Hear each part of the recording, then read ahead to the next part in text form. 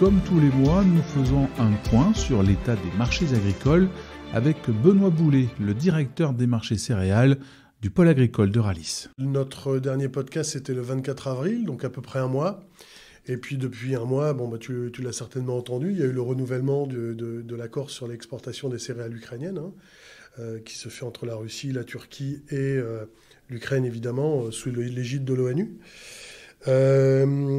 Donc ça, c'est reparti. Néanmoins, depuis la Russie qui veut pousser les Occidentaux à lever les sanctions, en tout cas en partie, font du zèle, ce qui empêche certains bateaux d'arriver en Ukraine, particulièrement sur le port de Yuzhny, qui est juste à côté d'Odessa.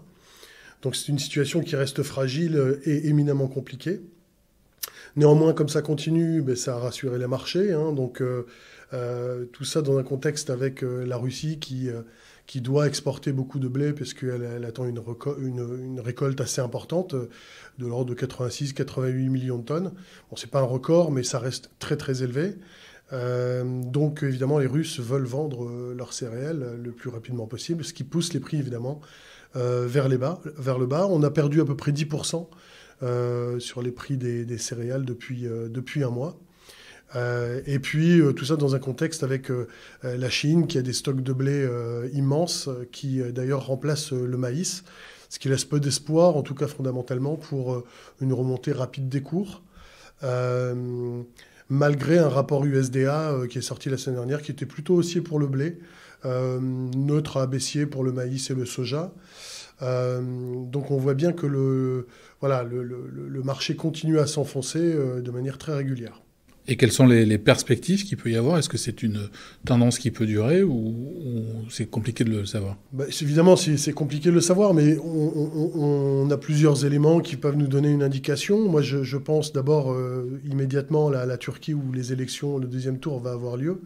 On pense que le président en place va l'emporter, mais il y a quand même un risque que ce ne soit pas le cas, auquel cas ça pourrait changer la donne sur le corridor à court terme. On a évidemment cette prime de risque liée à la guerre qui a complètement disparu, comme je te l'ai expliqué, mais il y a des dangers qui guettent. Tout d'abord, un des dangers, c'est que les agriculteurs, en Europe particulièrement, et évidemment en France, ont complètement stoppé les ventes. Et ils ne vendent plus rien parce qu'aujourd'hui, les prix sont trop bas par rapport au prix des engrais qu'ils ont payés. C'est-à-dire qu'ils ont une rentabilité souvent négative. C'est-à-dire qu'on est en dessous du prix du coût de production. Donc ça, c'est un élément. On a aussi les fonds américains de spéculation qui sont historiquement... qui ont une position historiquement haute, short. Short, ça veut dire que tu as vendu plus que tu n'as acheté. Donc les marchés, ces opérateurs financiers parient sur une baisse continue du marché. Mais comme ils ont une position historiquement haute, on peut imaginer qu'ils ont un potentiel de rachat important. Donc ça, c'est un élément qui pourrait être potentiellement haussier. Et puis, on est en train de parler d'El Niño qui revient sur le devant de la scène, avec, on attend un climat très sec sur les États-Unis, très chaud, très sec dans les semaines qui viennent, ce qui évidemment fait courir un risque, alors pas tant sur enfin, ça peut être un problème sur les récoltes d'été aux États-Unis, mais c'est surtout pour le maïs et le soja qui viendront évidemment plus tard.